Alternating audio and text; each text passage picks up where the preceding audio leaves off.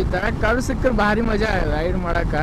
40 kilometre ಅಷ್ಟೇ ಓಡಿಸ್ಬೇಕಂತ ನೋಡ್ರಿ. ಇದ್ರೊಳಗೆ ಲಿಮಿಟ್ ಅಷ್ಟೇ ಅದ ಈ ರೋಡಿಗೆ, ಯಾಕಂದ್ರೆ ಕರ್ವ್ ಅದಾವಲ್ಲ. ಸೊ ಇಲ್ಲಿ ನೋಡ್ರಿ ಹುಡುಗರೆಲ್ಲ ನಿಂತಿರ್ತಾರೆ, ಸ್ಕೂಲ್ ಹುಡುಗರು. ಹಿಂಗಾಗಿ ಹುಳ್ಗೇರಿ ಕ್ರಾಸ್ ಇದು. ಸೀದಾ ಹೋದ್ರೆ ರಾಮದುರ್ಗ. ಹೈವೇ ಬಿಟ್ಟು ಹೊಂಟೀವಿ.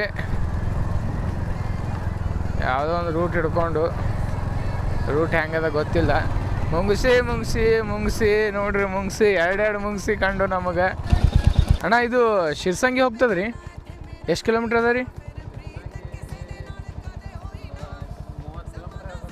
ಓಕೆ ರೀ ಅಣ್ಣ, ಥ್ಯಾಂಕ್ಸ್ ರೀ. ಅದು ಮತ್ತಂಗೆ ಅದ ನೋಡ್ರಿ.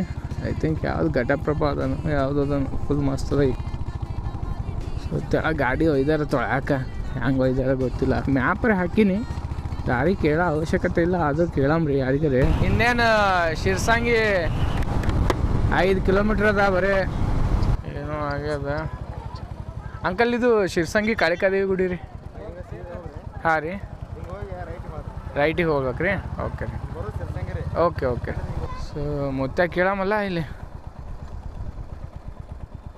ಮುತ್ತ ಶಿರ್ಸಂಗಿ ಹಾಂ ಇದೆ ರೀ, ಕಾಳಮ್ಮನ ಗುಡಿ ರೀ. ಸ್ಟ್ರೇಟ್ ಹೋಗ್ಬೇಕು ರೀ? ಹಿಂಗೆ ಹೋದ್ರೆ ಸೌದತ್ತಿ ಬರ್ತದೆ ರೀ? ಇಲ್ಲ ಈ ಕಡೆ ಹೋಗ್ತೀನ, ಹಿಂಗೆ ಹೋದ್ರೆ ಸೌದತ್ತಿ ಏನು ರೀ?